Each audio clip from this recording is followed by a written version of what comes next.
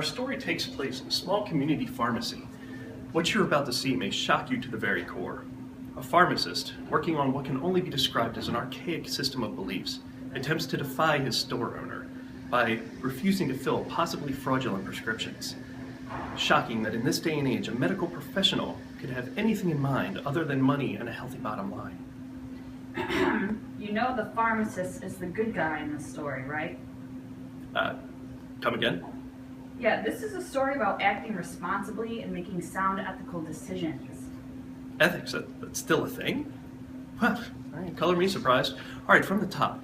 The story you're about to see takes place in a small community pharmacy. Oh, yeah. Okay, maybe it's best if we skip your intro and see what's happening in the pharmacy. Hey, Simeon. I wanted to talk to you for a minute. Okay. What does this say here about you refusing to fill a prescription yesterday? Oh, it's from that pain clinic I told you about. Same guy came in here last month. I filled it, watched him walk out to the parking lot, hand his bottle of 400 Oxy 30s to this guy in a Harley, who gave him a wad of cash. I mean, come on, they're not even trying to hide it. In front of our parking lot? Yeah, right there. Well, have you seen this month's figures? We're barely staying afloat here. The Walgreens down the street's taking away all our business. How long can we sit idly by while large chain stores continue to destroy Main Street America? No, wrong. This is still a story about ethical decision making. What you're talking about is a whole other project. Unless you have an alternate plan to bring more business into my pharmacy, I'm gonna need you to fill every single script that comes in through these doors. These are bogus prescriptions, and you know it. This place is a chop shop. Absolutely not. As far as we're concerned, every single prescription that comes in here is written by a medical doctor. And unless that changes, we are filling every single script. I have a responsibility not only to our patients, but to the general public. I'm not going to be the one filling the streets with narcotics. I don't pay your mortgage to have you teach me about responsibility. You will fill every script or you'll find yourself unemployed. So, Simeon, what are you going to do? I mean, what can I do? You heard her. If I don't fill these scripts, I'm going to lose my job.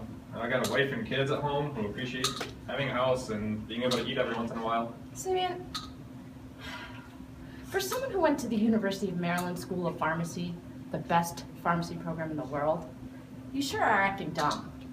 What do you mean? Well, how are you going to take care of those kids if you're behind bars because of filling bogus scripts? I mean, seriously, Simeon, you need to pull your head out of your... Good morning, Miss Nichols. How are you doing today?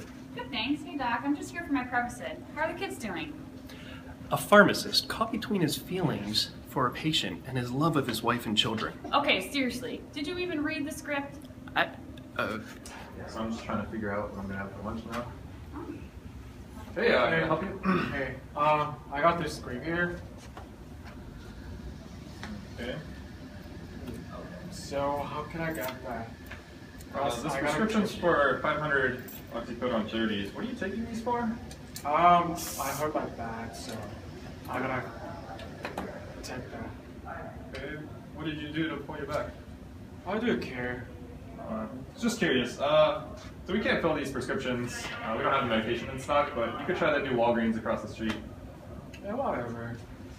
Hey, do you think you could give me a ride to Walgreens? I thought you rode the bus. Yeah, whatever. So you just want me to read right from this script? Yes, read exactly what's on the paper. All right. This is the moment of truth. What you have just witnessed is our first ethical dilemma. Should the pharmacist give the medication to this man, who was clearly one of the questionable characters from the drug clinic? In doing so, he would be able to keep his job and continue to care for his family.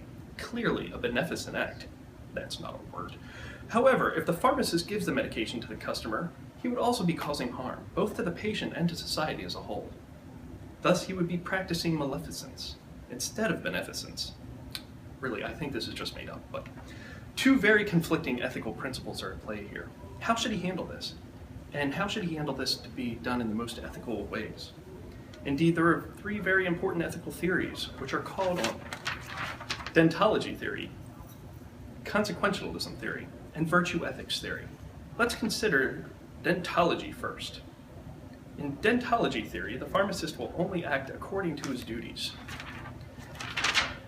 You just want me to keep going with this? Just keep going. All right, fine. In filling the prescription, the pharmacist would indeed be following the duty of the store manager and his boss. However, Would he be following the duty of a pharmacist? Clearly not. One of the major roles of the pharmacist is to prevent the report drug diversion. If he gives the medication to this shady character, he will clearly violating this obligation and could potentially lose his license. In consequentialism, the pharmacist will act according to the outcome. That is to say, which outcome has the best consequences? What are the potential outcomes of filling the prescription? In giving the patient this medication, what would that do to the patient, to society as a whole? Clearly, it cannot be good. And finally, in virtue ethics theory, the pharmacist's motives are the only ones in consideration. In this case, it would be considered praiseworthy if the pharmacist did not fill the prescription. See, that's what happens when I read from a script. You've got to let me be. Hey, stick to it. I can't work like this. All right, Ms. Nichols, here's your medication. We'll see you next month. Thank you. See you later. Bye, be safe out there. Hi, I have this prescription I need to get filled. Hello. It's for my bone surgery. My doctor said I needed that. Hey, Percocet 5325, number 40, from the same pain clinic. Another ethical dilemma for your consideration. Can you just try to act enthused? This is Come on. boring. Just do it. Fine. Another ethical dilemma for your consideration. How should we handle this one? The pharmacist here has thought he'd worked it all out, and now he's feeling the good old tug of ethical dilemma once again. But why? Because the second customer appears to be legitimate, and furthermore, the prescription itself is reasonable, even though the pain clinic she received the pills from is not. Should he once again deny the medication to this patient as he did the last, or should he give her the medication in light of these factors? It seems justice comes into play here. If the pharmacist gives her the medication, is he giving fair treatment? Is he acting beneficently by treating a person who clearly needs the medication, or is he acting justly? Let's find out. And Miss Metalumua? You can call me Doreen. Okay, sorry. If you don't mind me asking, where did you get your surgery done?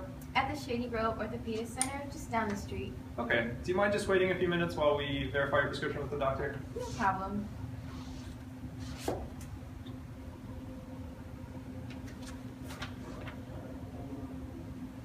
All right, looks like it checks out. Just give us about 5 minutes to fill this. Okay, sounds good.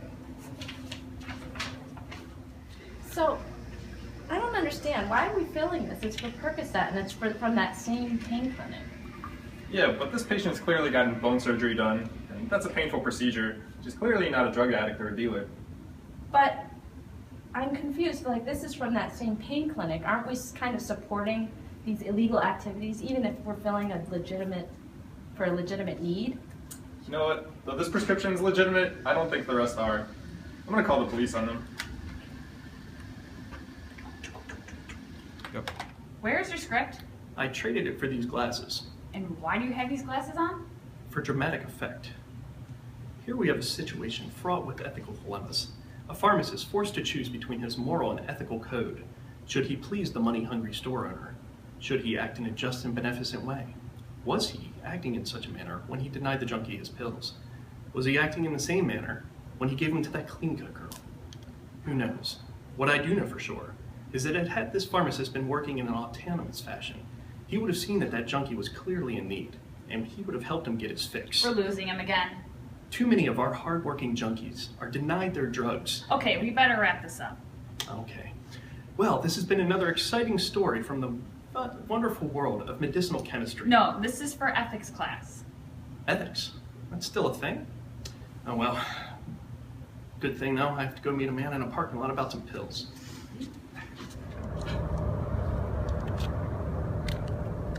Oh God, no, just cut. Come on, really guys?